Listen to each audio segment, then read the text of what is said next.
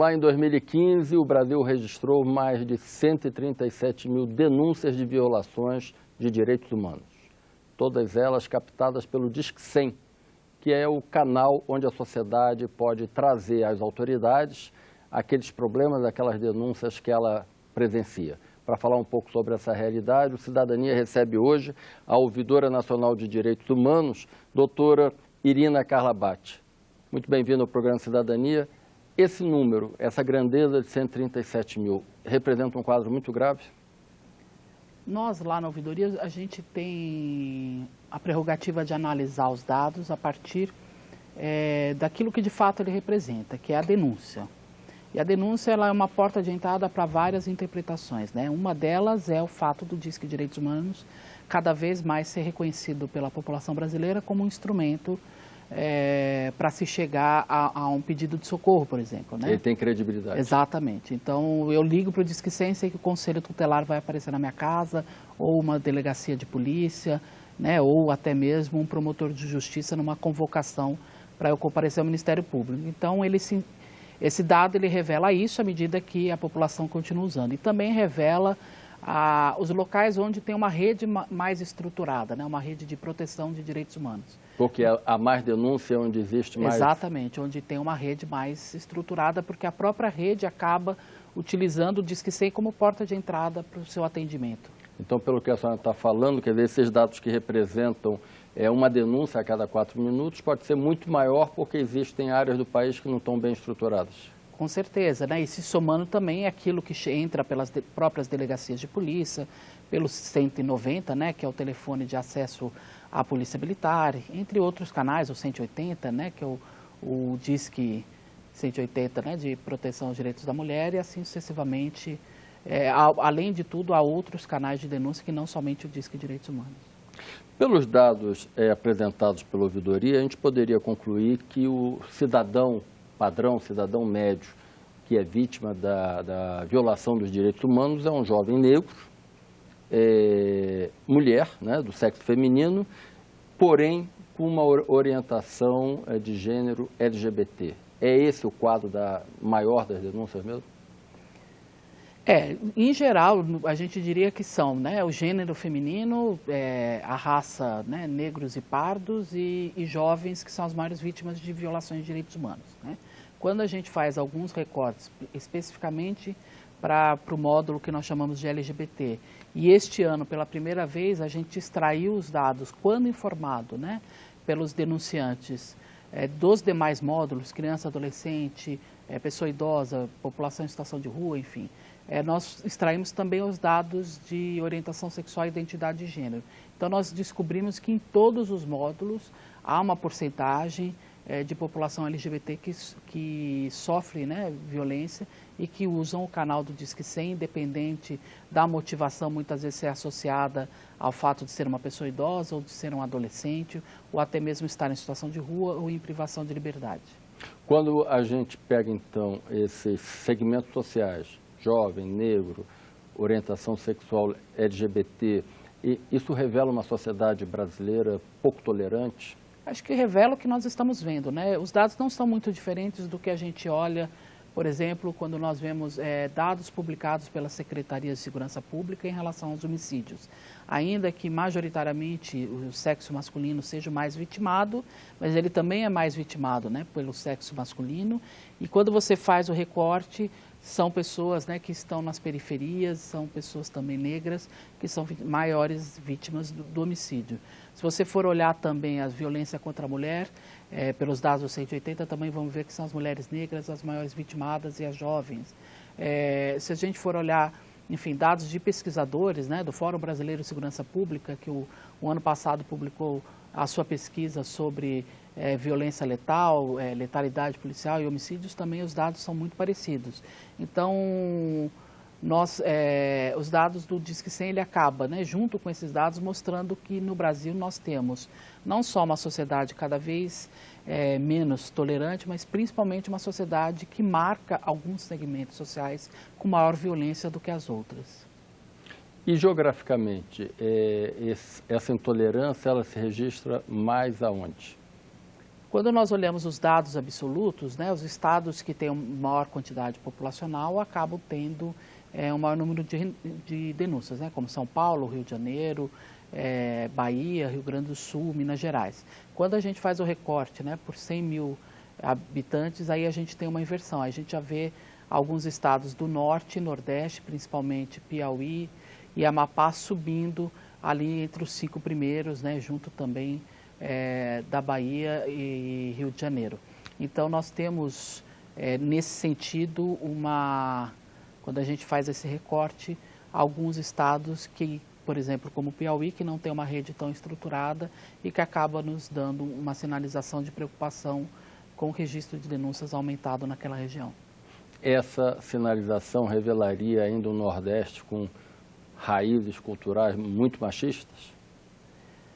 Com certeza, mas nós esse ano, em 2015, na verdade, nós lançamos outros canais de comunicação com a população, né? Além do Disque 100, hoje nós recebemos também denúncia por um canal que nós chamamos de Ouvidoria Online e por um canal que nós chamamos de Clique 100, que seria o Disque 100 à disposição das pessoas. É o WhatsApp? Não, não é no WhatsApp, é no formulário eletrônico na internet, né?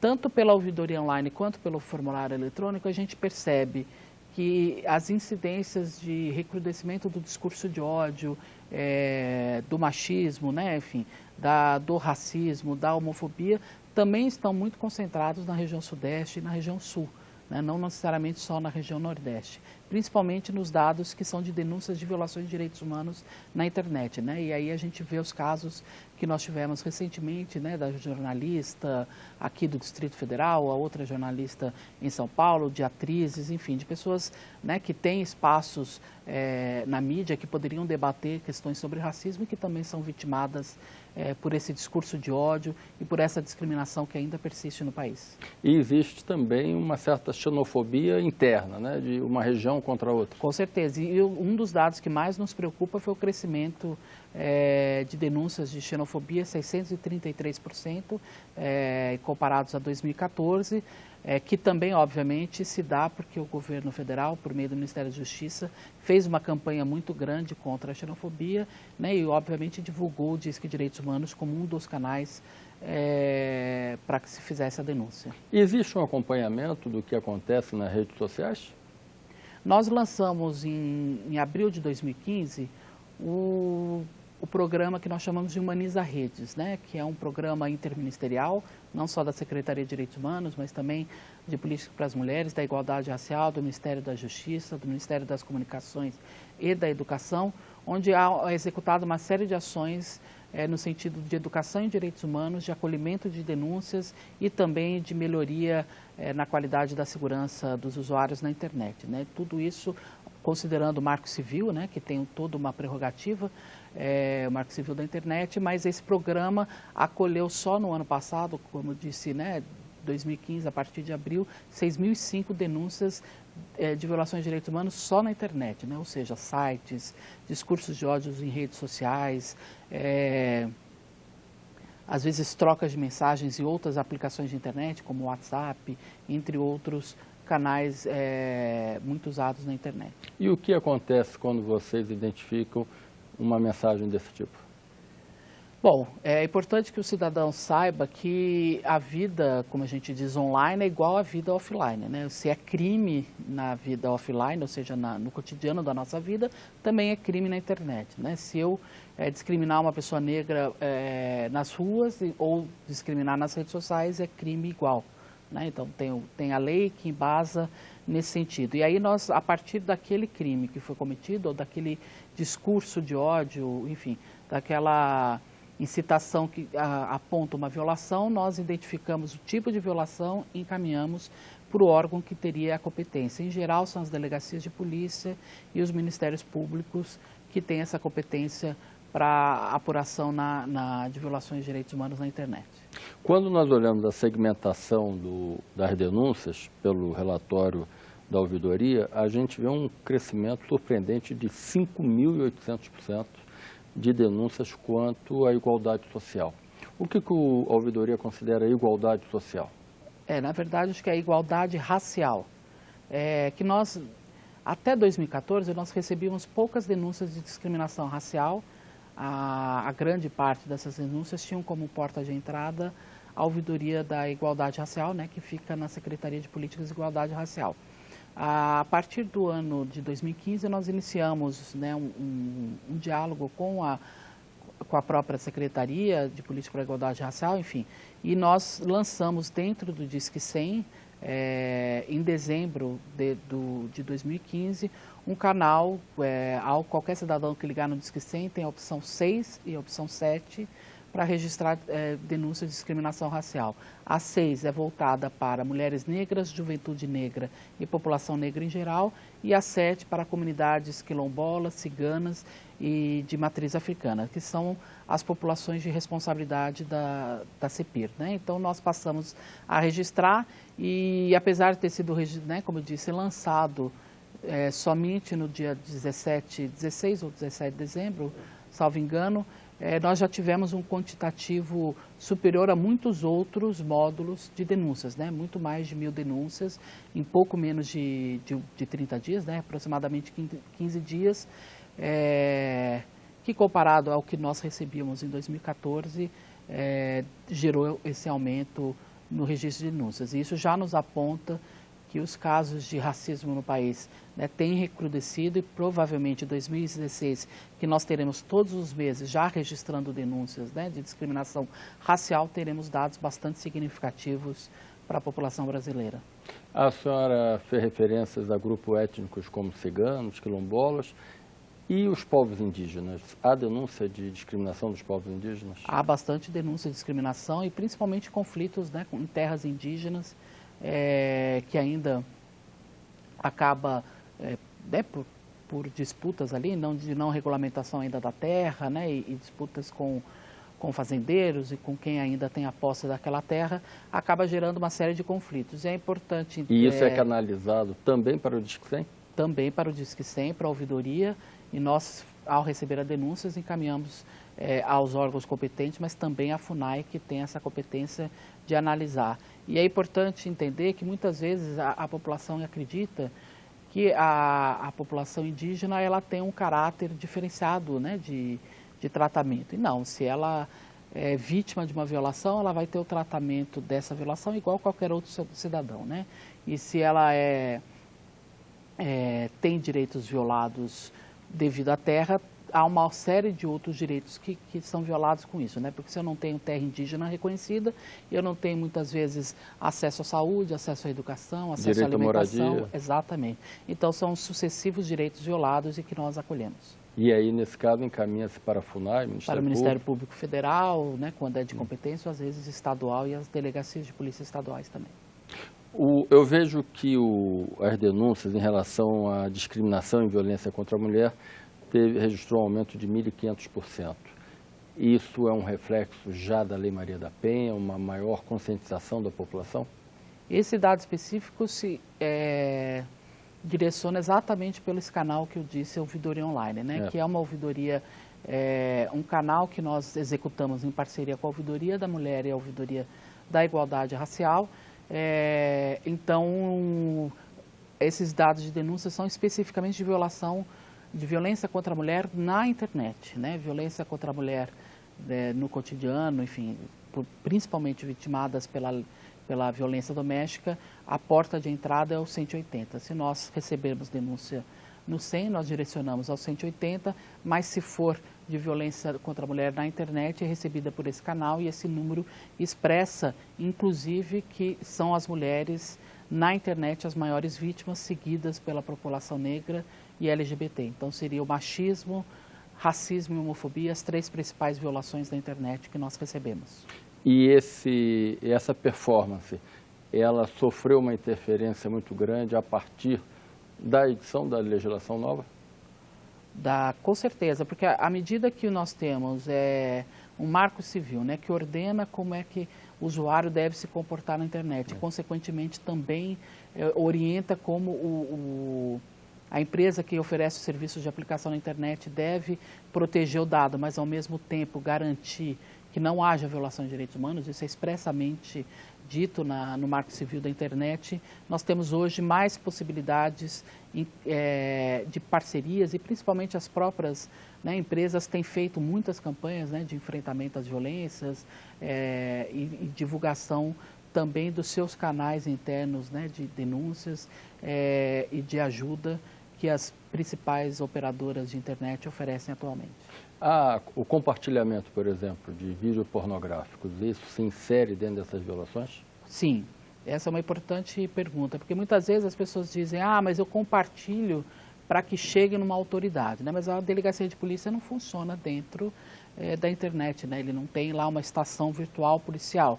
Então, se eu sou um cidadão, uma cidadã preocupada com aquele, né, vídeo pornográfico que tem uma adolescente ou uma criança em situação de pornografia infantil, por exemplo, eu devo fazer a cópia desse link, pode registrar nos nossos canais de denúncia, né, lá da ouvidoria, que é humanizaredes.gov.br, ou também na Polícia Federal, ou diretamente numa delegacia da onde você mora, né, que é quem tem a atribuição de fazer a investigação, verificar de onde saiu aquele vídeo pornográfico, quem é aquela adolescente ou aquela criança, enfim, ou aquela mulher, e dar todo o tratamento e toda a providência necessária para a responsabilização. Não importa se seja adolescente ou adulto? Exatamente, porque se não é consentido, não pode estar exposto nas redes sociais ou na rede mundial de computadores. E quando se tratam, porque existem vários vídeos de natureza comercial, econômica, com esse teor, né? Revistas que divulgam, revistas online que divulgam, se encaixa no mesmo perfil? Não, porque aí são canais específicos, comerciais, que são registrados para isso, que contratam atrizes, né, e atores para fazer vídeos dessa forma, e tem, acredito eu, que seus contratos que é acompanhado e regulamentado pelo Ministério Público do Trabalho, né, que com certeza, se ferirem alguma regra trabalhista, os próprios atores vão acioná-los na justiça, né? E esses vídeos, obviamente, são circulados somente nesses canais e sites específicos que têm bloqueador, né, de acesso para pessoas que são menores de idade, exatamente.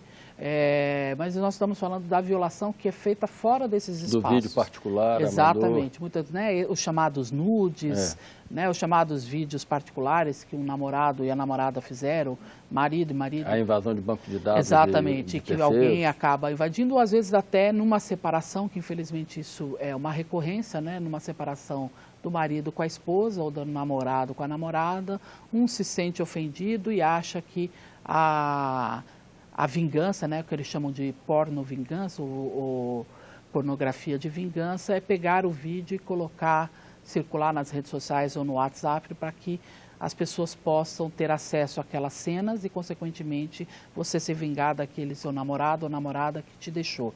Isso é uma coisa, é crime, né? Tem legislação para isso, e se acontecer, a pessoa vai ser responsabilizada. Eu vejo pelos dados da ouvidoria que houve até uma redução nas denúncias referente a crianças e adolescentes. Isso retrata uma nova realidade do país ou foram os outros segmentos que cresceram demais?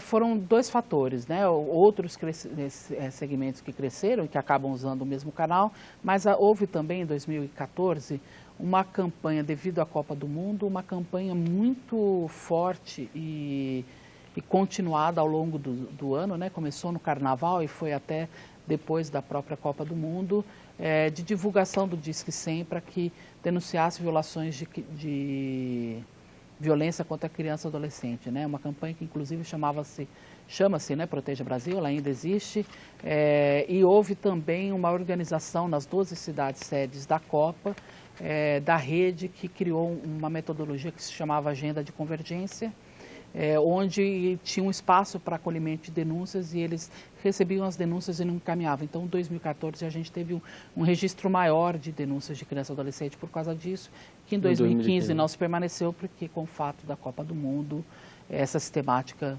ela foi descontinuada e ela só é aplicada em grandes eventos. E as violações contra a criança são mais ou menos no mesmo perfil da do adulto? A questão do gênero, da opção do grupo ético, da opção sexual?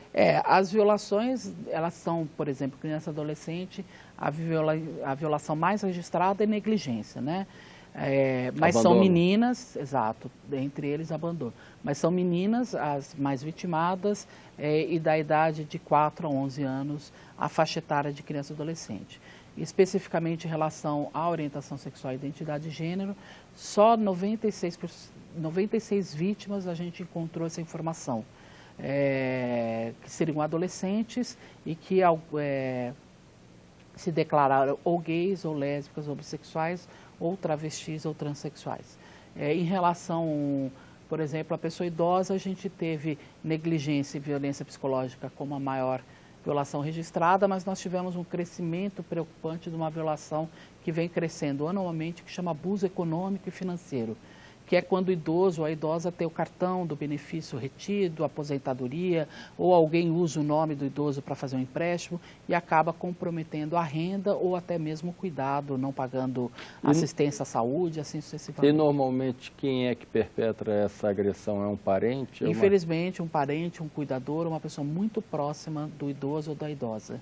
E nesses casos, tanto a delegacia de polícia atua, quanto os CREAS, que são centros de referência especializados em assistência social, também atuam.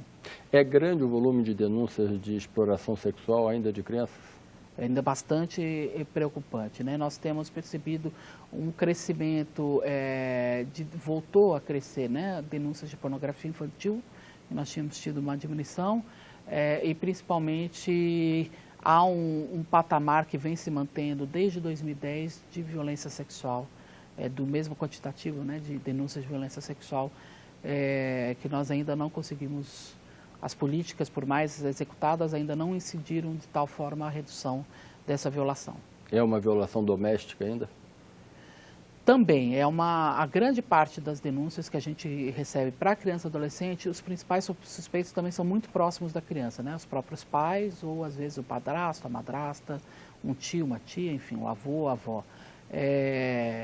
Às vezes, especificamente na violência sexual, o que acontece é que o denunciante aponta que ou o pai ou a mãe tem ciência daqueles fatos, né? Então, a adolescente, ela mora numa casa de um desconhecido, mas que é amigo da família, com permissão do pai. Mas aquele denunciante sabe o que acontece, talvez os pais não, né? Nós registramos que o denunciante aponta, né, que há um conhecimento da família, mas quem de fato verifica se existe esse conhecimento de fato ou não é a rede, principalmente a delegacia e o Ministério Público. Alguns anos atrás, os países integrantes do Mercosul deliberaram criar um Disque Criança envolvendo os países, principalmente para coibir o tráfico de crianças, a exploração sexual internacional. Esse projeto chegou a ser efetivamente implantado? Então, nós temos, né, já o Disque Denúncia, por meio do Disque 100, né, já implantado no Brasil desde 2003, como Disque 100. Antes disso, ele funcionava como 0800, desde 97. Nós temos já o Paraguai com um Disque Denúncia para crianças e adolescentes e, recentemente, também a Guatemala. São os 3 países que têm esses Disque Denúncias e outros países estão se organizando. Até porque a grande parte dos países tem legislações diferentes, né, da legislação brasileira, que coloca criança e adolescente como prioridade absoluta na sua Constituição e, consequentemente, a partir dela e do Estatuto da Criança e do Adolescente, organiza uma rede de proteção, né, por meio dos conselhos tutelares, conselhos de direitos, delegacia de polícia, Ministério Público, né, as varas da infância, e toda essa rede de proteção do sistema garantia de direitos atua na defesa do direito das crianças e dos adolescentes, né? E os outros países, né, não têm essa legislação tão avançada como tem o Brasil, então muitos ainda Precisa montar a estrutura exatamente, toda. Montando a sua Só estrutura. para lembrar, além do Disque 100, que é uma ligação gratuita, qual é o endereço na internet que as pessoas podem fazer denúncias? É www.humanizaredes.gov.br. Lá nós temos 2 canais, o canal de denúncia de violação de direitos humanos na internet, que é a Ouvidoria Online, e o canal de denúncias de direitos humanos fora da internet, que é o Clique 100. E este ano lançaremos agora, ainda esse ano, próximo, 2016, o aplicativo para denúncias também ao Disque 100 pelo aplicativo. Bem, eu agradeço a sua presença aqui no programa Cidadania. Essa foi a Ouvidora Nacional de Direitos Humanos, Irina Carla Batti. Se você quiser comentar essa entrevista, telefone para nós 0800 61 2211, a ligação é gratuita, ou então entre na nossa página www.senado.leg.br/TV. Até um próximo encontro.